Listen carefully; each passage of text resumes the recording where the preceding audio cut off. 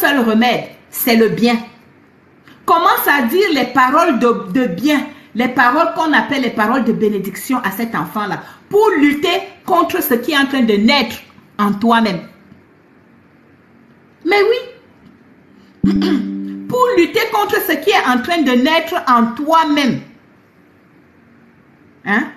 Commence donc à dire les paroles de bénédiction à cet enfant-là.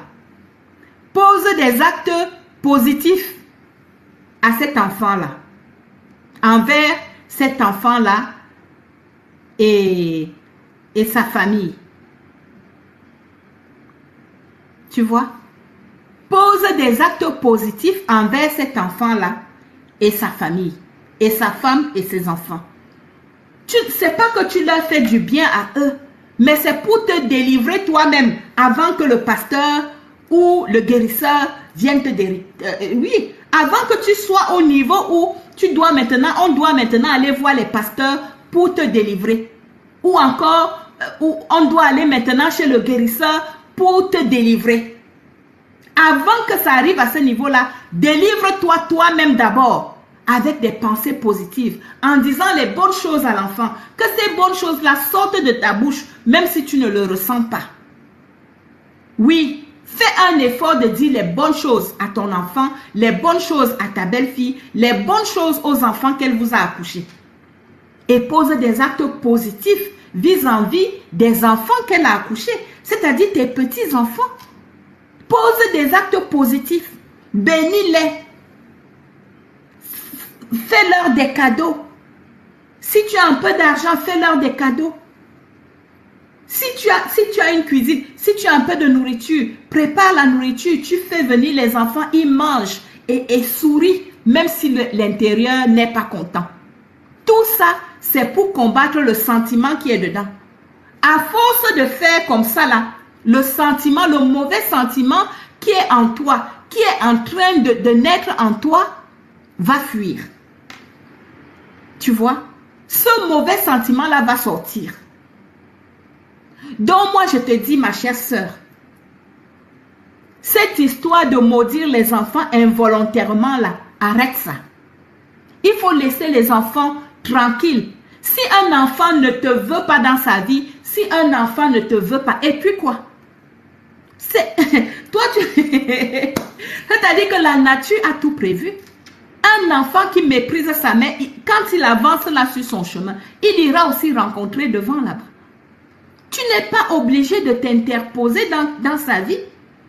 Parce que la nature même a déjà prévu une punition pour lui. Donc toi, quitte-la. Recherche la paix avec toi-même, dans ton intérieur. Recherche la paix toi-même. Hein? Et quitte dans ce mauvais sentiment. Et il y a un seul remède, c'est le bien.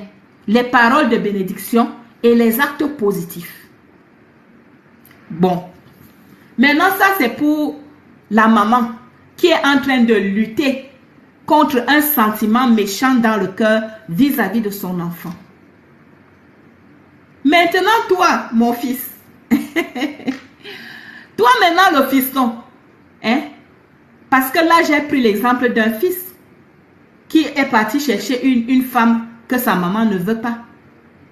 Toi maintenant, fiston. Hein? Moi, ces demandes même là, je comprends. Bref, toi maintenant, fiston. Fais attention. Ce n'est pas que la fille que tu as choisie, elle est méchante, elle est mauvaise. Non. C'est seulement que elle ne convient pas à l'aura avec lequel tu es né. Elle ne convient pas. Hein? Et ta maman a vu qu'elle ne convient pas. Pour votre bien à tous les deux, ce que je veux dire là est difficile à entendre. Mais pour votre bien à tous les deux, il vaut mieux vous séparer. Il vaut mieux vous séparer avant que la foudre vienne tomber sur vous. Mais oui, parce que comme on est dans les réseaux sociaux là, il y a des gens qui vont venir dire que, oh moi, ma maman ne voulait pas, mais je me suis mariée et ma femme et moi, nous sommes bien, nous sommes heureux. On a 10 000 enfants, j'ai le bon travail, tout va bien. Attends. Attends 20 ans après. Attends 30 ans après. Tu risques de dire, je dis bien tu risques parce que je ne suis pas Dieu. Tu risques de commencer à dire que, ah, si je savais, j'écoutais ma mère. Ce n'est pas parce que ma femme est mauvaise, mais le genre de choses qui m'arrivent si je ne comprends pas. Eh oui, c'est comme ça. Donc franchement, faisons attention à nos parents. Écoutons nos parents. Si Dieu même dit quelque chose, c'est Dieu qui nous a créés, non? C'est Dieu qui connaît notre vie. C'est lui qui nous a mis en relation dans la famille. Il a dit, toi, c'est ta mère. Toi, tu vas accoucher tel enfant, tel enfant, tel enfant. Et vous, voilà votre mère. Voilà votre famille. C'est Dieu qui est né de lui-même dans une famille. Qui a choisi sa famille? Personne. Donc, si toi, tu es né dans une famille et puis ta maman est d'une certaine façon, essaye de quitter dans sa malédiction. Fais tout pour quitter dans sa malédiction. Hein? Mais oui, fais tout pour quitter dans sa malédiction. Donc vraiment, c'est un conseil que moi je suis venue vous donner. À vous qui êtes dans les réseaux sociaux et qui prônez la violence envers vos belles familles. Il en est de même pour un homme qui va mépriser la mère de sa femme. Il rencontre une jeune fille et puis il s'aime. Et puis quand on l'amène dans sa belle famille, il va prôner le mauvais comportement, la violence, l'infidélité. C'est-à-dire que c'est là que lui trouve pour commettre tous ces actes négatifs et méprisants. Lui aussi. Il est aussi dans le même lot. Des gens qui risquent de pleurer 20 ans ou même 30 ans plus tard. C'est-à-dire 30 ans, c'est-à-dire après 60 ans. Hein, quand tu es déjà vieux, que tu n'as plus de force pour recommencer une vie ou même pour te battre dans la vie. La force, c'est-à-dire tu es déjà fatigué. C'est là où maintenant la nature vient dire ce que tu avais fait il y a 30 ans. Voici les conséquences. C'est ça. Ce que tu avais fait il y a 30 ans, voici les conséquences. Assume-les alors maintenant. Tu es déjà vieille, tu es déjà vieux. Assume-les alors.